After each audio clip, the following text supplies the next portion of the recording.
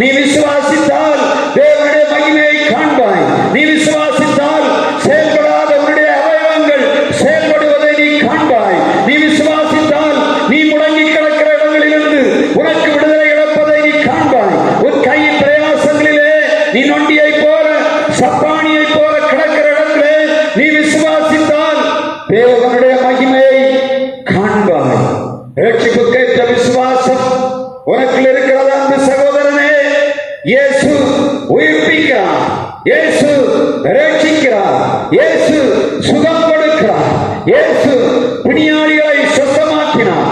இன்றைக்கும் அதே சுத்தமாக்குகிற வல்லமை இந்த இடத்திலே கிரியை செய்து கொண்டிருக்கிறது. உடைய விசுவாசம் எப்படி இருக்கிறதோ அதன்படி கிரியை நடப்பிக்கும். இந்த நாளிலும் மருத்துவமனையில கிடக்கிற ஜனங்களை ஆண்டோட வல்லமை தொடும்படியாக அவருடைய வல்லமை ஆளுகை செய்து கொண்டிருக்கிறது. ரட்சிப்புக்கேற்ற விசுவாசம் இருந்த பிறவிசப்பாணி விடுதலை பெறுகிறான். அந்த இடத்திலே சுவிசேஷம் அறிவிக்கப்படுகிறது. லிஸ்ரா இக்கோனியா பகுதியிலே சுவிசேஷம் அறிவிக்கப்பட்டபடியினாலே ஜனங்கள் சொல்லுகிறார்கள், அவர்களை கல்லறைய வேண்டும் என்று நினைத்த ஜனங்கள் இவர்கள் சொல்லுகிறார்கள், இப்பொழுது ஜூபிட்டர் வந்திருக்கிறார்கள், இவர்கள் இந்த மர்க்குரி ஜூபிட்டர் மர்க்குரி என்று சொல்லக்கூடிய 2 ரோம கடவுள்களும் இறங்கி வந்திருக்கிறார்கள். எனவே அங்கே அந்த இடத்திலே காணப்பட்ட யூபிட்டருக்கும் மர்க்குரிக்கும் செய்யப்பட்ட அந்த ஜனங்கள் பூஜாசாரிகள் ஓடி வருகிறார்கள். பர்னபாவை பவுலையும் பார்த்தவுடனே அவர்களுக்கு முன்பாக நின்று அவர்களை தெய்வமாக்க நினைக்கிறார்கள். அவர்களை தெய்வமாக்க நினைக்கிறபடியினாலே பலிபீடத்தை கொண்டு வருகிறார்கள். அந்த யூபித்தரையும் மர்க்குரிக்கும் செய்ய வேண்டிய கணத்தை பவுலுக்கும் பர்னபாவுக்கும் செய்கிறார்கள். எப்படி இருக்கு? சுவிசேஷத்தை கேட்கும் போது எதிர்க்கிறார்கள். அற்புதம் நடந்தவுடனே அவளை தூக்கி வைத்து தேவர்களுக்கு நிகராக கொண்டாடுகிறார்கள். இன்றைக்கும் உலகம் அப்படித்தான் இருக்கிறது. எப்பொழுது சுவிசேஷத்தினாலே விடுதலை உறவாக வேண்டும் என்று சுவிசேஷங்கள் அறிவிக்கப்படுகிறதோ அங்கெல்லாம் எதிர்ப்பு. ஆண்டவர் எங்கெல்லாம் தன்னுடைய அதிசயத்தை அற்புதங்களை கண்களுக்கு முன்பாக செய்கிறாரோ அங்கே கனம் பெறுவார்கள். திருச்சபையிலே கர்த்தருடைய வல்லமை வெளிப்பட வேண்டும். இங்கே அற்புதங்கள் நடைபெற வேண்டும். இந்த இடத்தில் அதிசயங்கள் நடைபெற வேண்டும். பிறவி சப்பானிகள் வர வேண்டும். பிறவி குருடர்கள் வர வேண்டும். கர்த்தருடைய வல்லமை வெளிப்பட வேண்டும். திருச்சபையான வளரும்படியாக நாம் நம்முடைய திருச்சபையில் ஆண்டவரே நம்முடைய அதிசயங்கள் அற்புதங்கள் நடைபெற வேண்டும் என்று சொல்லி நம் ஆண்டவருக்கு முன்பாக நிற்கும் போது ஆண்டவர் செய்கிற மிகப்பெரிய காரியத்தை நாம் பார்க்க முடியும். முடிவென்ன? இப்பொழுது அதுக்கு அடுத்து பார்த்தீங்கன்னா அப்போஸ்தலர் 14ஆம் அதிகாரம் 19ஆம் வசனம், 14ஆம் வசனம் 14ஆம் அதிகாரம் 11, 12 வசனங்களிலே தெய்வமாக கும்பிட்ட ஜனங்கள் என்ன பண்ணார்? 19ஆம் வசனத்தை வாசிங்க. பின்பு அந்தியோகியாவிலும் சில யூதர்கள் வந்து ஜனங்களுக்கு போதனை செய்து சவுலை கல்லறுத்து அவன் மறித்து போனான் என்று சொல்லி அவரை பட்டணத்துக்கு வெளியே இழுத்து கொண்டு போனார்கள். சீடர்கள் இருக்கிறார்கள். பவுல போசனன் அடையாளங்களை அற்புதங்களை செய்து கொண்டிருக்கிறார். இதை காட்டிலும் மிக தீவிரமாக யூதர்கள் இக்கோனியாவிலும் அந்தியோகியாவிலும் இருந்து வந்து இவனுக்கு எதிராக எதிர்த்து நின்று பிரசங்கம் பண்ணுகிறார்கள். எப்படி? இவர்கள் உங்களை திசை திருப்பி விடுவார்கள், இவர்கள் உங்களை மதம் மாற்றி விடுவார்கள், இவர்கள் உங்களை கொண்டு போய் விடுவார்கள் என்று சொல்லி பொய்யான பிரச்சாரத்தை யூதர்கள் செய்கிறார்கள். இப்பொழுது எவ்வளவு தூரம் அவர்களை கடவுளாக நினைத்து அவர்களுக்கு பலியிடும்படியாக போனார்களோ அதே ஜனங்கள் என்ன பண்ணாங்க? பவுலை கல்லறிந்தார். எப்படி யோசித்து பாருங்க.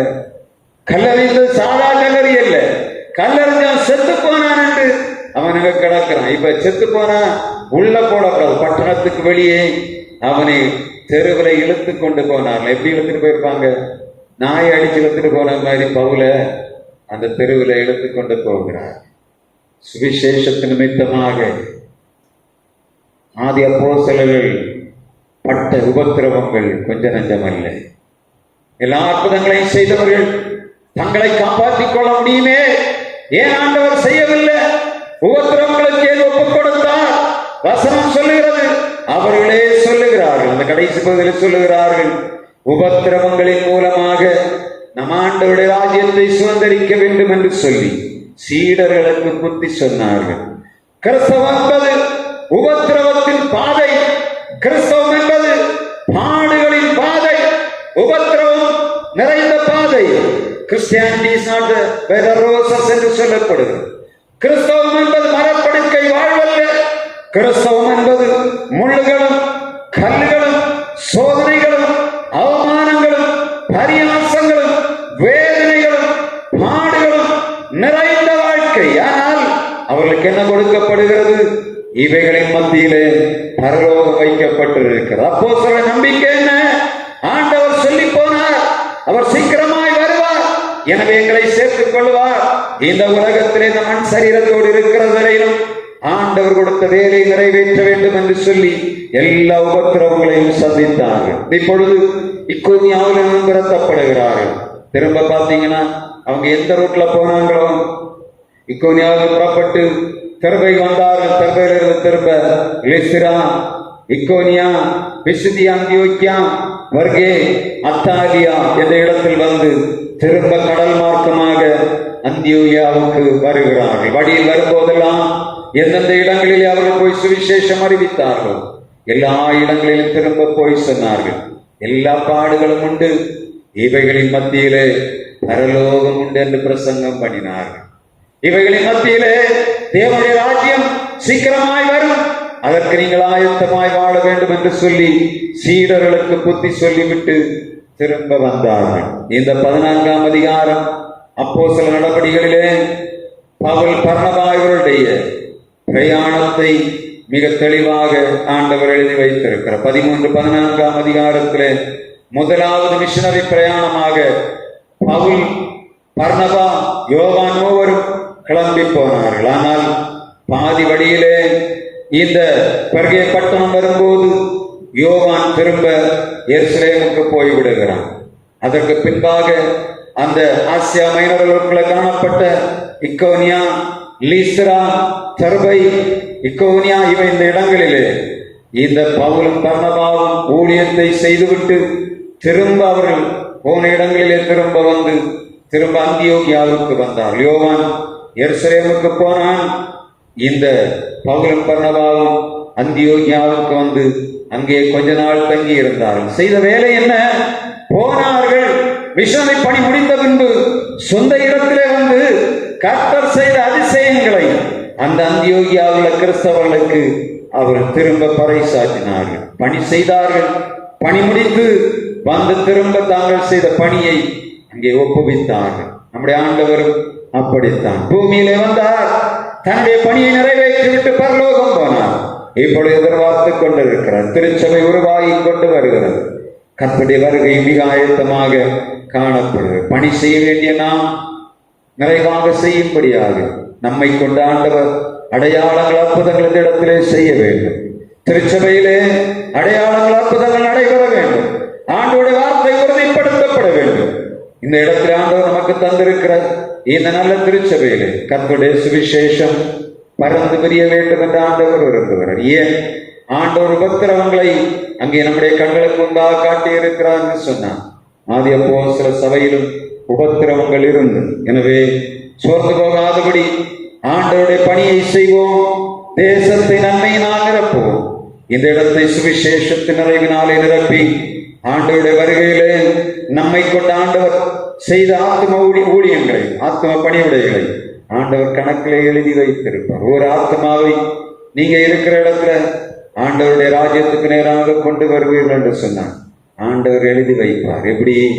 இவனுடைய கணக்கிலே இவன் இதற்காக பிரயாசப்பட்டான், இந்த ஆத்மாக்களுக்காக ஓடினான், இந்த ஆத்மாக்களுக்காக ஓடினாள், அங்க கணக்கு வைத்திருப்பார். எப்படி?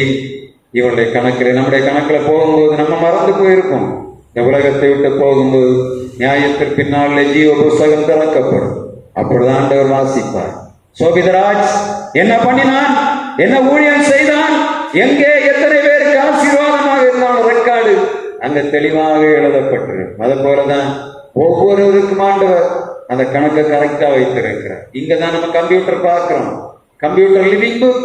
அதை போல பரலோகத்திலும் ஒரு மிகப்பெரிய ஜீவ புஸ்தகமானது பரலோகத்திலே எழுதப்பட்டு கொண்டு வருகிறது. உங்களுடைய செய்கைகள், உங்களுடைய கிரியைகள், உங்களுடைய எல்லா காரியங்களும் பரலோகத்திலே எழுதப்படுகிறது. உங்களுடைய பணிகள், உங்கள் பிரயாசங்கள், உங்கள் கையின் பிரயாசங்கள் எல்லாமே ஆண்டவர் மறக்காதபடி எழுதி கொண்டு வருகிறார். அங்க போன உடனே நம்மளை கூப்பிடுவார், பேரு சொல்லி கூப்பிடுவார், ஓடி வா மகனே, இதோ புஸ்தகங்கள் திறந்து தேவதூதர்களுக்கு முன்பாக, மற்ற மனிதர்களுக்கு முன்பாக உங்களுடைய கிரியைகள் வாசிக்கப்படும். அப்பொழுது ஆண்டவர் சொல்றார், நல்லது உண்மை உத்தமமான ஊழியக்காரனே, கொஞ்சத்திலே உண்மை உள்ளவனாயிருந்தாய், உன்னை அநேகத்தின் மேல் அதிகாரியாக வைப்பேன், எஜமானுடைய சந்தோஷத்துக்குள்ளே பிரவேசி என்று சொல்லி ஆண்டவர் நம்மை பார்த்து சொல்ல வேண்டும் என்று சொன்னார். நமக்கு ஆண்டவர் தந்திருக்கிற நாட்களிலே உபத்திரவங்களின் மத்தியிலே ஊழியத்தை செய்வோம். உபத்திரவங்களின் பாடுகளின் மத்தியிலே பலியாடாய் போய்கொண்டிருக்கிற ஜனங்களை மீட்டெடுப்போம். நம்முடைய எல்லா விதமான நெருக்கத்தின் மத்தியிலும் நெருக்கத்துக்குள்ளே கிடக்கிற ஜனங்களை மீட்டெடுக்கும்படியாக பணியை செய்வோம். கர்த்தர் தொடர்ந்து நம்மோடு பேசுவாரார். உள்ளத்துக்குள்ளே எழுத வேண்டிய ஒரே வார்த்தை, இவ்வளவு உபத்திரவங்களின் மத்தியிலும் சீடர்கள் பணி செய்தார், அவருடைய கணக்கிலே ஆத்மாக்களை சேர்த்து வைத்தார். நாம் நமக்கு கொடுக்கிற நேரம், ஆண்டவர் நமக்கு கொடுக்கிற சுகமரன ஆரோக்கியத்திலே எத்தனை பேரை ஆண்டவருக்குள்ளே கொண்டு வருகிறோம் என்பதை நினைவில் வைத்து பணி செய்வோம். ஆண்டவர் தொடர்ந்து நம்மை ஆசீர்வதிப்பாராக.